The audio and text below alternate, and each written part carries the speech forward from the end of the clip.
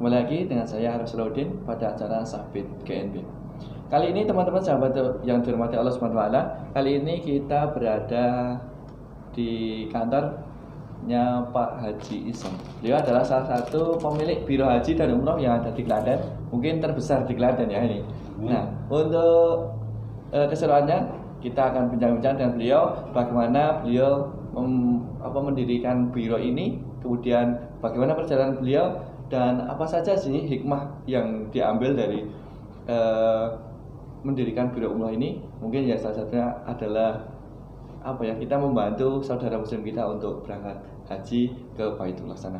Oke, baik teman-teman, saksikan acara ini bersama kami di acara Sabit GNB. Siapa ya? Oke. Wes. 1 menit pas. Baik, alhamdulillah teman-teman sahabatku yang dirahmati oleh Allah Subhanahu wa taala. Sudah berada di samping saya beliau Bapak Isom. Ya. Untuk nama aslinya siapa Pak? Isomuddin Jamaluddin. Bagi teman-teman yang belum kenal, beliau adalah pemilik Biro Haji dan Umroh di Klaten, mungkin yang terbesar ya. Oke, baik. Bagaimana Pak kabarnya hari ini? Alhamdulillah luar biasa. Allahu Akbar. Baik, teman-teman, hari ini kita akan bincang-bincang dengan beliau. Bagaimana sih proses pendirian Biro Haji dan Umroh? Bagaimana Pak? Mungkin bisa dijelaskan bagaimana dulu awalnya Bapak itu mendirikan Biro Haji dan Umroh. Ya, terima kasih. Sebelumnya salam dulu ya buat keluarga besar saya yang ada di manapun Anda berada, terutama jemaah Jaya Baharumain.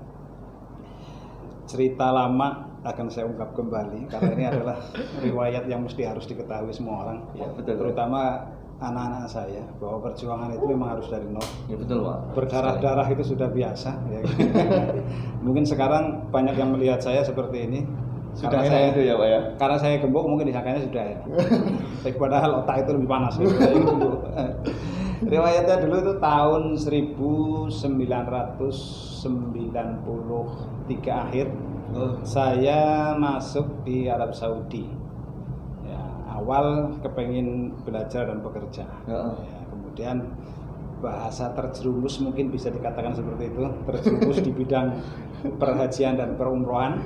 Terjerumus dalam kebaikan dalam kebaikan betul. Karena waktu itu di sana sebagai pendatang yang terlunta-lunta bahasanya, tidak punya pekerjaan yang bagus. Kemudian ada tawaran, ayo kita bantu teman-teman kita yang datang dari Jakarta, dari Indonesia, yang menjalankan ibadah umroh dan haji. Nah, kemudian kita bantu melaksanakan. Waktu itu mungkin baru ada sekitar 6 travel kalau nggak salah. Ya. Se-Indonesia.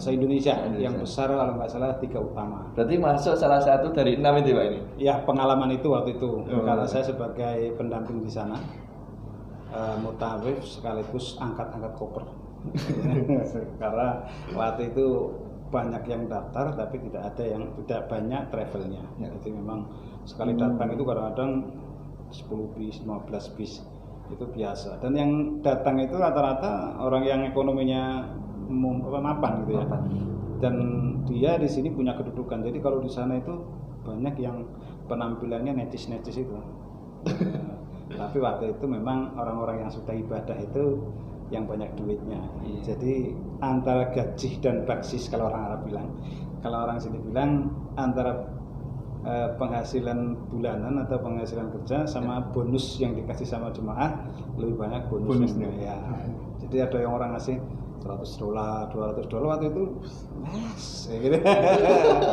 Karena waktu itu dolar juga kecil di sini Indonesia. Ya. Hanya berkisar berapa dulu? Masih 2.500 atau berapa? Belum belasan ribu masih. Ya, masih. Kemudian kita sudah lama di sana, banyak yang kita kenal, sampai pada saat itu beliau yang saya kenal akrab itu Pak Sudarmono, mantan wakil presiden Soeharto. Ya. Sempat akrab dengan keluarganya. Salam buat saudara-saudaraku, keluarga besar dari Pak Sudarmono, mungkin ada di sini yang sekarang mungkin masih aktif yang mewakili McDonald di Indonesia. Ya. Kemudian kebetulan kami di 2095 ya, 1995 itu ketemu dengan teman kita yang di Jeddah yang mewakili dari Indonesia yaitu Syahid Nurul Iman, punyanya Pak Syahid, yang punya Hotel Syahid. Ya, kita mewakili di sana sebagai mutawif, sebagai pembantu pelaksanaan ibadah. Sampai di 2000, pas 2099 sudah pecah Syahid Nurul Iman. Kita masih tetap di sana. 2000 kita menjadi perwakilan banyak travel yang di sana. Ya. Dari pengalaman itu kebetulan 97 saya datang ke Klaten meminang orang Klaten. Berarti bukan asli sini, Pak? Bukan asli sini. Saya memang di kampung saya itu setelah SD itu sudah keluar dari kampung.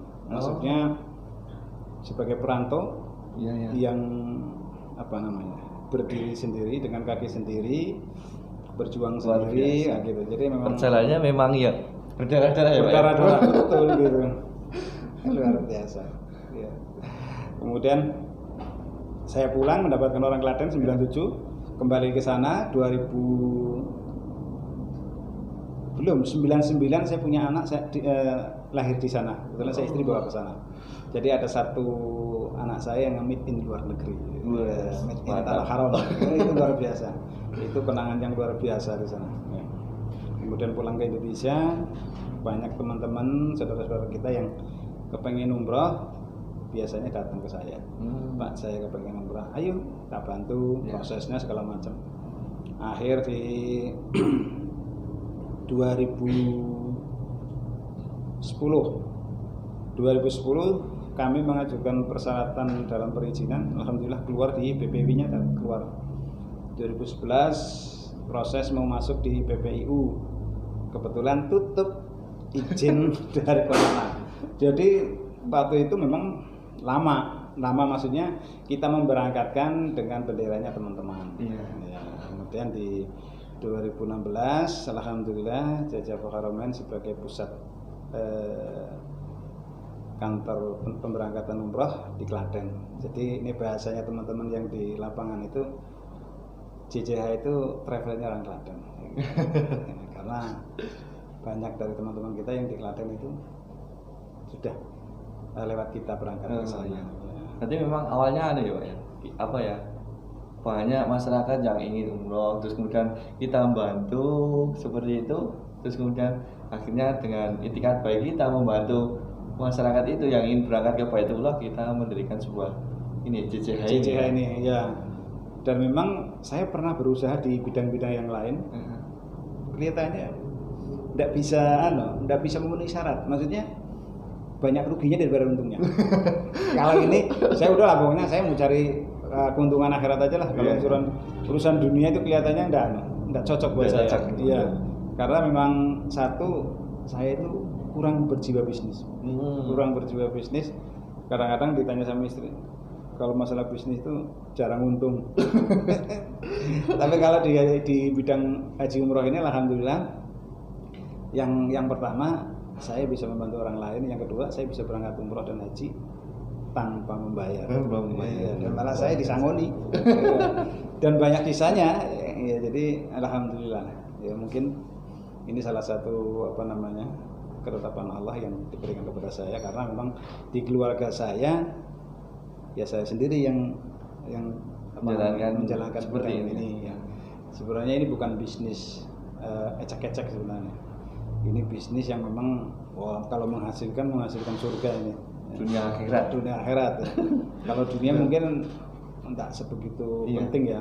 Karena kalau orang cari dunia mungkin bisa beli apa-apa gitu. Tapi kalau kita kan belum bisa beli apa-apa gitu.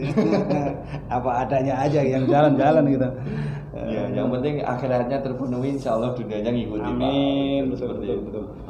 Nah, baik teman-teman, mungkin begitu perjalanan pendirian Biro Umroh ini. Ternyata memang sulit sekali ya, Pak ya. Perjalanannya memang dari pertama tadi angkat-angkat koper dan lain sebagainya. Mungkin teman-teman yang lihat sekarang Pak Haji ini mungkin kelihatan gemuk enak gitu ya hidupnya. Tapi ternyata memang perjuangan di belakangnya itu memang sulit. Jadi teman-teman yang ingin sukses itu jangan dilihat hasilnya, tapi bagaimana prosesnya dalam mencapai kesuksesan tersebut. Nah mungkin ada nggak sih Pak apa ya kejadian unik-unik seperti itu mungkin dari jamaah yang unik seperti apa yang pernah Bapak berangkatkan haji sebelumnya? Mungkin sebelum di unik itu yang dulu yang tragis dulu. Yang tragis. Karena ternyata orang berurusan dengan orang lain atau bahasanya berbisnis itu tidak mulus gitu, tidak mudah. Kalau sudah naik turun, istilahnya sudah tenggelam kemudian naik lagi, terbit lagi itu nggak mudah. Dulu di 2011 kita ini memberangkatkan jemaah sekitar 229 orang dari Jawa Timur. Ya, pada saat itu kita pakai pesawatnya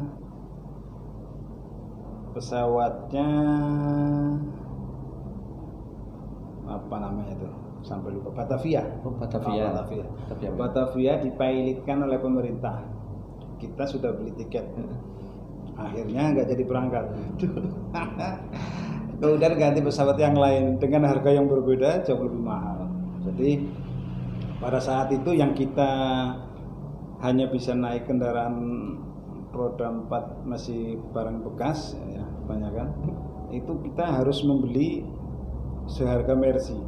Istilahnya tanggungan kita itu hampir 600 juta yang saya nggak punya penghasilan apa-apa. Ya. Jadi mau menangis juga air mata nggak ada. Terluka hati juga kita mau bilang sama siapa. Iya betul. Jadi perjuangan itu menjadikan kita apa namanya? Ya makanya haruslah tanggung jawab karena ini amanah. Iya betul. Bisa diberangkatkan, ada punya utang sebanyak itu. Kemudian di tahun 2016 kalau nggak salah, 16 atau 17 ya. Ada lagi yang kena batunya lagi, tragis lagi. Itu ya sekitar hampir 600. Itu juga begitu. Jadi naik turun ya. Itu sebagai apa namanya? Semangat kita lah bahwa kita sudah niatkan ibadah ya mesti harus diselesaikan. Yang penting orang senang ya, kita jadi banyak saudara ya. Kalau yang unik itu gini. Dari berbagai jemaah itu memang banyak ceritanya. Kalau yang dari Klaten saya ingat itu ada mbah-mbah datang bawa uang 5 juta. Cuma 5 juta. 5 juta, Pak, saya pengen umrah. Mana? Ya pokoknya saya pengen umroh, saya punya uang 5 juta. Wah mantap saya gitu. Terus ya udah sekarang 5 juta itu kita bikin paspor aja. Nanti sisanya gampang lah. Kalau jenengan sudah ada uang bisa dibayar. Kalau enggak nanti tak berangkatkan dulu, baru nanti jenengan bayar. Kemudian beberapa minggu, mungkin hampir sebulan ya, beliau datang lagi. Pak, saya udah dapat uang. Wah mantap. Bagaimana ceritanya? Jadi di rumah belakang saya itu di kebun itu ada pohon sono keling itu yang nanam Mbah Buyut mungkin ya, dia sendiri tidak diamanatkan untuk menjadi warisan enggak, tapi ditanami dia gitu. Nah dulu udah besar, dia sudah takut kalau ada angin itu kan kayak mau rubuhin dia sudah punya rencana mau ditebang gitu. Ternyata ada orang datang dengan enaknya mengatakan, Pak pohonnya saya beli ya 40 juta. Kakeknya itu bilang iya. Dia teringat masalah keberangkatan umrah. Jadi tidak ada tawar menawar gitu. Kata orang Jawa itu kalau beli itu ya ada indahnya, ada seninya kalau ada tawar menawar. Kalau dia enggak, pokoknya segitu orang kepikiran dia juga enggak. 40 juta udah besar gitu. Akhirnya dia bisa berangkat gitu. Kemudian ada juga orang yang dari Nganjuk kalau nggak salah. Ada ibu-ibu berangkat umroh sampai di Madinah dia langsung sakit. Dengan sakit yang mungkin orang apa namanya kalau diagnosa dokter itu susah ya. Jadi tenggorokannya itu terasa panas. Kata dia kayak kebakar. Tapi kalau dia ngerokok hilang. Ya, padahal perempuan itu. Agak hilang. Hebat. Ya, hari berikutnya dia ke Mekah. Terus di Mekah dia tawaf baru 2 putaran atau 3 putaran, pingsan lagi. Pingsan. Masuk rumah sakit. Di rumah sakit kata dokter tenggorokannya udah rusak, udah busuk separuh, jadi harus dioperasi. Nah, kemudian nggak cukup sehari 2 hari, jemaah pulang dia masih di sana. Hampir 3 bulan kalau nggak salah dia di sana di rumah sakit. Waktu kita datang ke sana, saya tanya sama dokter, kan kalau di Arab itu nggak boleh ditungguin.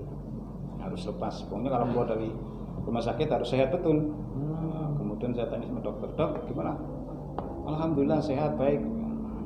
Terus nggak lama saya tanya lagi ke sana, gimana dok? Alhamdulillah. Kenapa? Sudah meninggal. Oh ya Allah. Maksudnya kok alhamdulillah? Sebelum dia meninggal dia banyak ini. Istilahnya apa ya? Tobat apa ya? Dia banyak menghafalkan asma Allah, bisa baca Quran segala macam. Kemudian dia meninggal, dia dikubur di sana. Kita pulang diprotes sama keluarganya. Ya itu Pak. Wah, Kira-kira kenapa itu? Kenapa nggak dibawa pulang jenazahnya? Oh, gitu. Saya bilang ya nggak bisa. Ya, orang kebetulan waktu itu mendadak ya. Tapi kalau jenengan mau memproses mungkin malah jenengan rugi. Kok bisa rugi? Orang mati di sana itu pilihan sebenarnya. Iya. Tidak semua orang bisa mati di sana. Apalagi saya ngeliat modelnya keluarganya itu orangnya preman-preman, tatonya banyak. Kemudian saya bisik-bisik sama yang di sebelahnya, ibu dulu itu kerjanya apa Pak? Yang tukang apa jadi apa tuh? Sinden. Oh sinden. Nah, sinden gitu. Oh sinden, oh pantas. Kenapa? Maksudnya kalau udah sadar itu mati di sana pantas ya bilang itu. Banyak pengalamannya tuh. Iya. Maksudnya kalau sudah tobat ya Allah menghendaki kan begitu. Saya bilang sama anaknya, gini Pak, kalau ibu jenengan itu meninggal kemudian dimakamkan di Mekah, itu ada salah satu pilihan. Dan jenengan itu harus bangga, harus cerita sama cucu jenengan. Kenapa? Latar belakangnya ibu tuh sebagai sinden tapi bisa mati di Mekah. Itu harusnya bangga, bilang itu. Tidak mati sia-sia di sini. Kalau di sini kan berarti matinya enggak husnul khotimah. Kalau di sana insya Allah lah. Iya, orang niatnya udah niat haji dan umrah itu kan. Dan jenengan itu siap, hebat. Kalau mau ziarah kubur, lagi istilahnya. Kalau mau ziarah kubur, pilih orang tua atau mungkin nyadran itu bisa ke Mekah. Gitu. Enggak kayak di sini. Kadang-kadang di kuburan aja nggak tahu yang mana kan. Itu kan di Mekah hebat sebenarnya itu. Dia baru sadar, oh iya, harusnya kamu bersyukur kepada saya. Bukannya malah marah-marah begitu. Akhirnya di keluarga itu sadar. Itu salah satu cerita yang ya luar biasa. Dan banyak kejadian yang tidak diduga-duga. Ada yang tidak punya uang, tidak punya pikiran untuk ke sana, tapi memang dia berharap berdoa, kepingin umroh. Karena memang dia sadar diri. Iya, Pak. Kalau dia memang nggak punya apa-apa, tapi bisa berangkat ke sana. Ya, ada salah satu petugas, bukan petugas, kerjanya di supir, ya. Diberangkatkan sama majikannya, sama namanya, tuannya ya. Ada juga yang pekerja tukang ukir, mebel meja itu. Itu juga gak kepikiran buat hidup ada pas-pasan gitu. Tapi dia diberangkatkan sama majikannya. Iya, jadi jangan jangan berkecil hati bahwa pergi umroh dan haji itu bukan karena kaya dan miskin. Ya, tapi karena Allah kehendak Allah. Kalau kita sudah menjawablah baik ya urusan ke sana itu urusan Allah. Kayak saya itu kan ya waktu itu nggak punya uang kan gitu. Tapi saya udah haji dan umroh.